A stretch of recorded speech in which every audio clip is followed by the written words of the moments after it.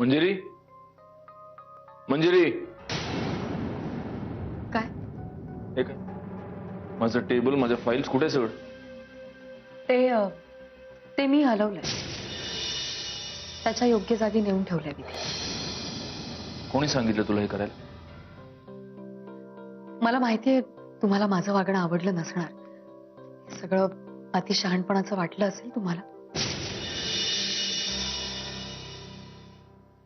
पण मला फक्त एवढंच म्हणायचंय की काम हे कामाच्या जागीच शोभून दिसतं. तुला हे सगळं करण्याची परवानगी कोणी दिली? परवानगी मागितली असती तर मिळाली नसती माहितीये मला. म्हणून मग हे बघा, मी आज सुद्धा वेळेवर औषध घेतलंय. आणि काल मी तुम्हाला प्रॉमिस केलं होतं ना, इथून पुढे मी माझी औषधं वेळेवर घेईन.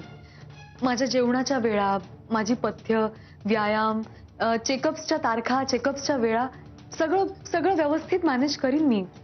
तुम्ही अजिबात काळजी नका करू प्लीज.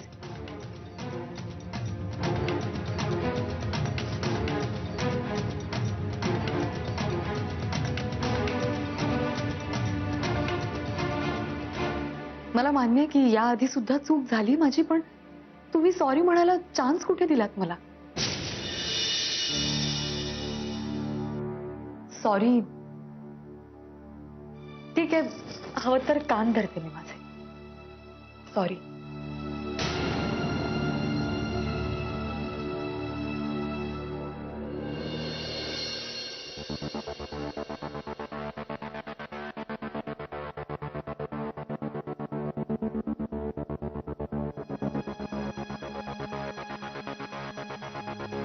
विदारक, अतिशय विदारक. फार दुःख सहन केलं तुम्ही, फार. केवळ तुम्ही होतात म्हणून टिकलात. दुसरी कोणी असती ना आतापर्यंत वर गेली असती. खलास. ते विदारक कहाणी ऐकून माझ्या डोळ्यात पाणी आलं होतं इथंपर्यंत. रोखलं. माझे तर अश्रूच आटलेत. Now you don't worry. I am with you. This Dada Holkar is with you. And now you are Holkar family. Don't worry. आता तुम्हाला जे पाहिजे ना, जे सुख पाहिजे, जे जे पाहिजे ते मला सांगा. तुमच्या पायाशी लोळत होते.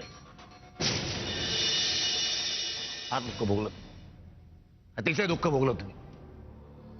माझ्या बांधकामाच्या खूप साईट चालू आहेत, पण तुम्ही माझं लव ॲट फर्स्ट साईट आहात. Don't worry. मिस्टर होळकर, तुम्ही माझ्यावर खरंच खूप उपकार केले. मला माहिती नाही मी ते कसे फेडू शकेन, पण प्लीज प्लीज एक शेवटचा उपकार करा. मला इकडनं जाऊ द्या. मिस्टर होळकर, हे माझं नशीब आहे, माझं दुर्दैव आहे. हे मी तुमच्यापाशी कशाला मांडू? नाही, मला तुम्हाला अजून त्रास द्यायचा नाहीये. मला इकडनं गेलंच पाहिजे. मला जाऊ द्या इकडनं. मला जाऊ दे.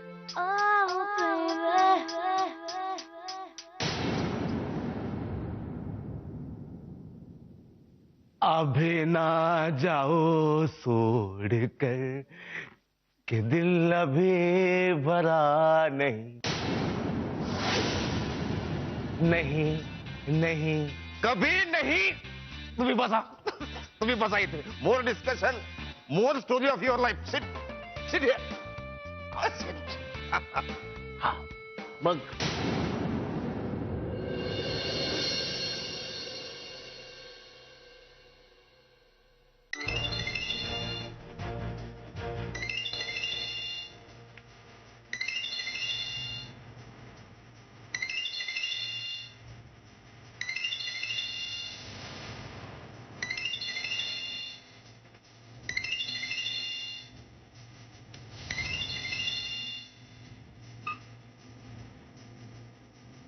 हॅलो.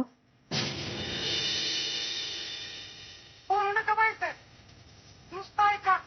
तुमच्या घरातली हरवलेली बाई आहे का नाही, तर पाहिजे नसं तर आत्ताच्या सव्वासाडी गावाच्या तावडीच्या माग 40 शेजारच्या वडाच्या झाडाच्या उत्तर दिशेला जे मारुतीचं मंदिर आहे का नाही, त्या मंदिराच्या मागे या आत्ताच्या आत्ता. हॅलो. तुम्ही तुम्ही कोण बोलताय? हॅलो.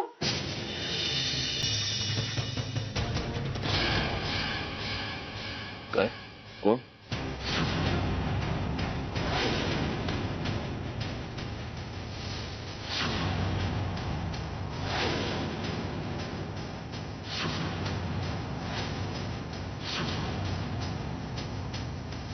जमतंय की बाईचा आवाज काढायला.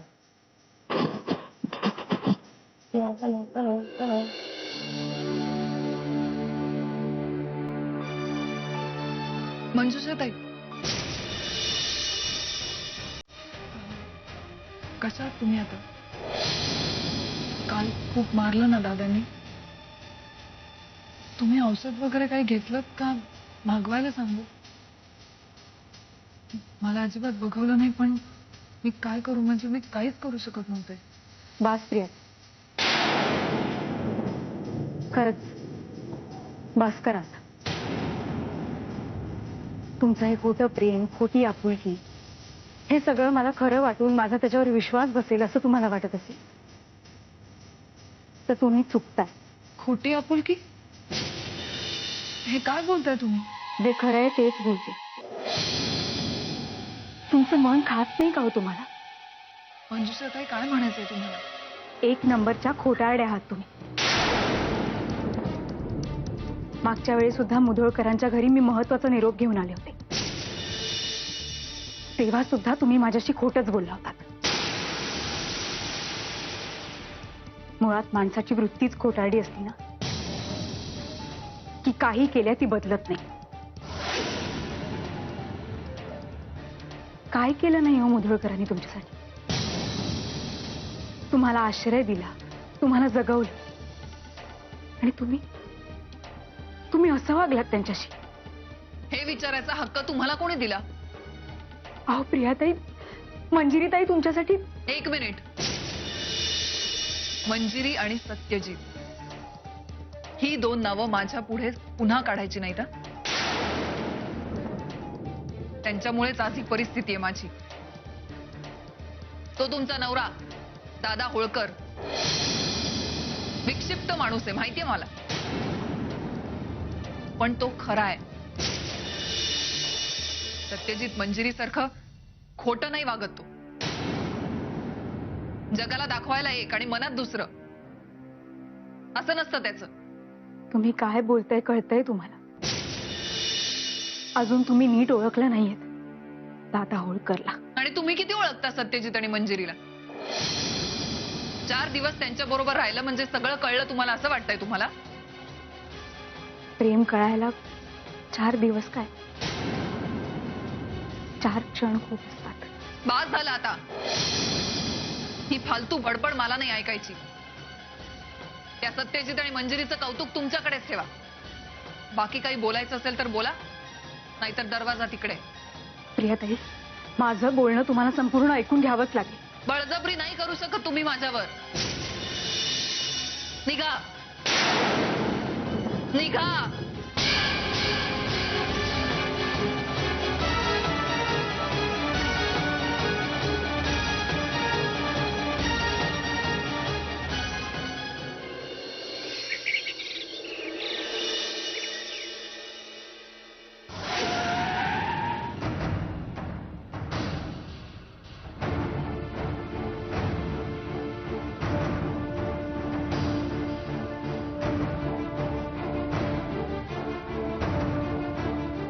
दादा, मी थोडा वेळ पडतो. भाऊजी काय झालं? प्रिया कुठे आहे? रात्रभर त्या वसाडी गावातला कोपरा आणि कोपरा शोधला. बरं एवढंच नाही तर आजूबाजूची गावं सुद्धा पालथी घातली, पण काहीच उपयोग नाही. पण मग त्या बाईने असं फोन करून का सांगितलं की वहिनी, मला वाटतं त्या बाईने थट्टा केली असेल आपली. नाही, असं असं थट्टा करून कुणाला काय फायदा होणार आहे?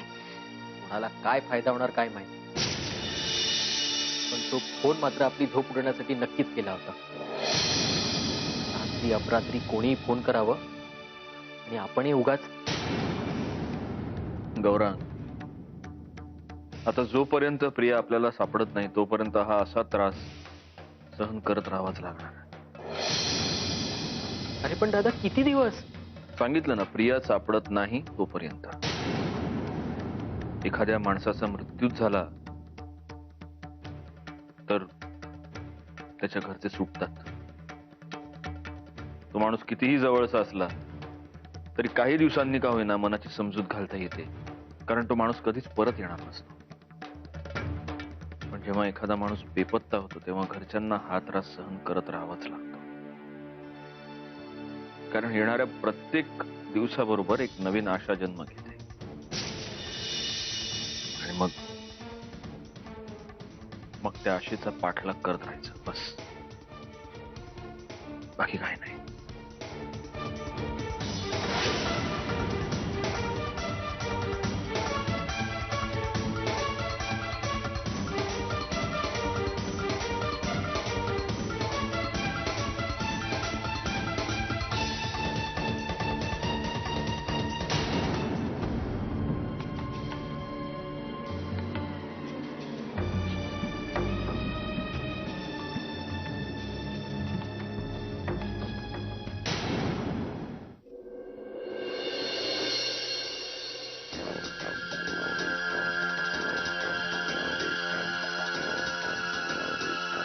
दादा येत आहेत.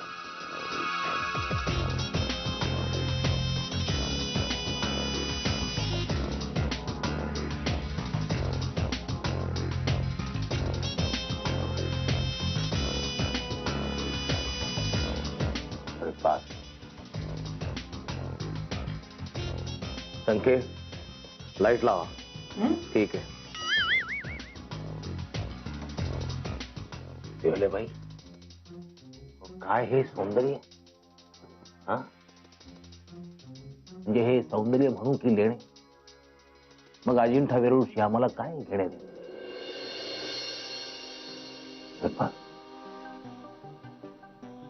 Breakfast for you. हे सगळं तुम्ही कशासाठी करताय दादा? मिस्टर होळकर, का करतो आम्ही हे सगळं? आम्ही हे का करतो? There you are. हे इतकं सगळं तुम्ही का करताय? बघा आता, म्हणजे तुम्हीच बघा. अहो, तुम्ही आम्हाला फ्रेंड मानलं ना, मग फ्रेंडसाठी आम्ही काही करतो. आम्ही मुधोळकर नाहीये यूज अँड थ्रो करायला. तेव्हा ब्रेकफास्ट घ्या. हा morning breakfast, evening breakfast, night breakfast. दूध पण येईल फ्लेवर्ड. मिस्टर होळकर, मी तुम्हाला एक विचारू? हा, तुम्ही नेहमी दूध का पिता?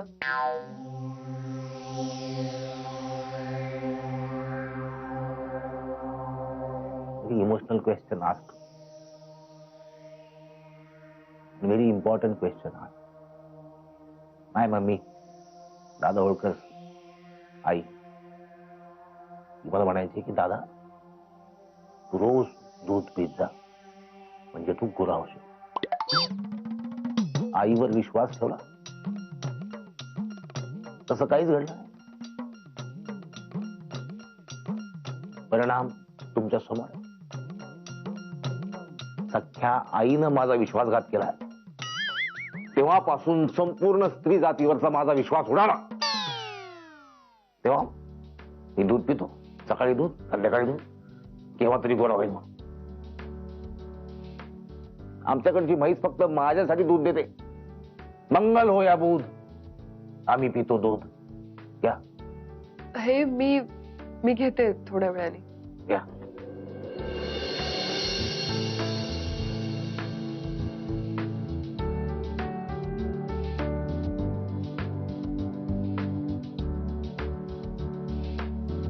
मोतीवाले बाई, तुम्ही आमच्याशी सोयरी कराल? Happy valentine day.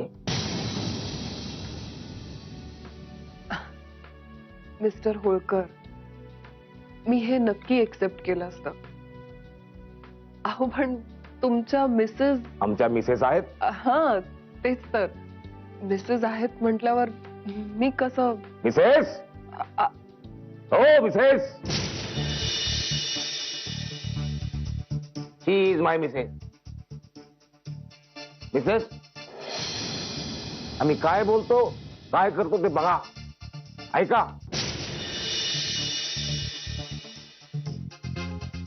मोतीवाले बाई, तुम्ही आमच्याशी सोयरी कराल? Happy valentine day.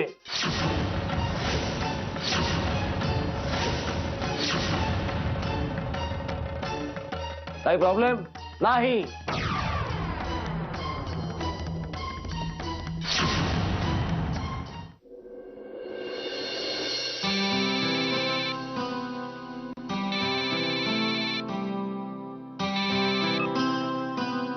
Good morning बाबा, कसे आहात?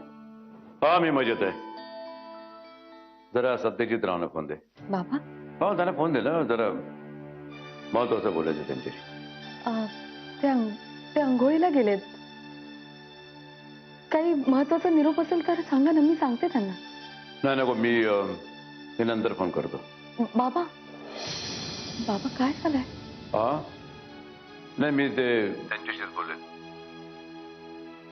एक मिनिट, ते आलेच आहेत. तुम्ही त्यांच्याशीच बोला बाबा. हा बाबा. मी तुम्हाला मुलासारखं मानलं सत्यजितराव, त्यात काही कमी पडलं का?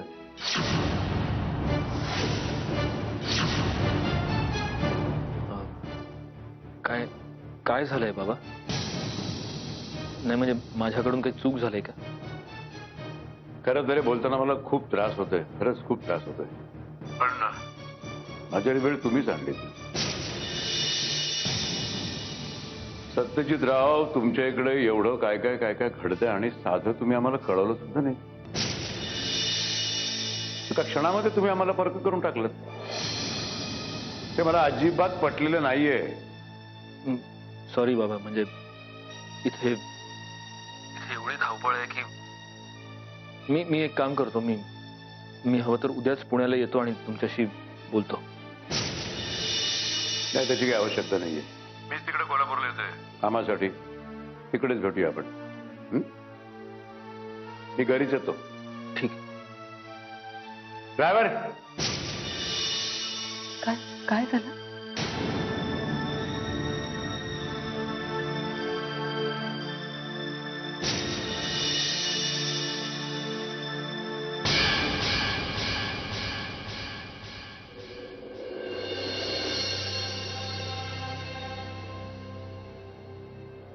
काय रे?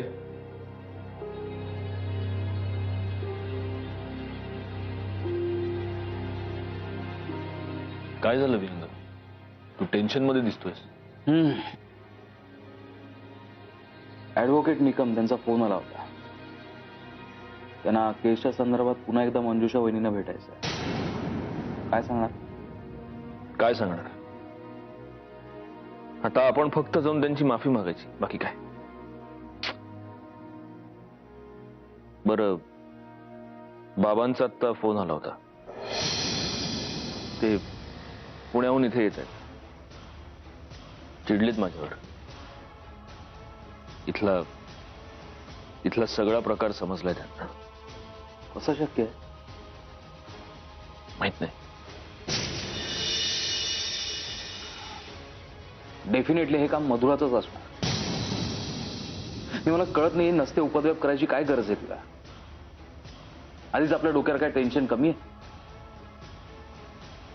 नाही, मला आज ते मधुराशी परत जाऊन बोलावंच लागणार आहे. हे बघ, तू उगीच आता तिला. सत्यजित, काय होणार आहे माहितीये का आता? बाबा इथे आल्यावर तुला आरोपीच्या पिंजऱ्यात उभं करून प्रश्न विचारणार, तेव्हा तू त्यांना एक्सप्लेन करून काय सांगणार आहेस?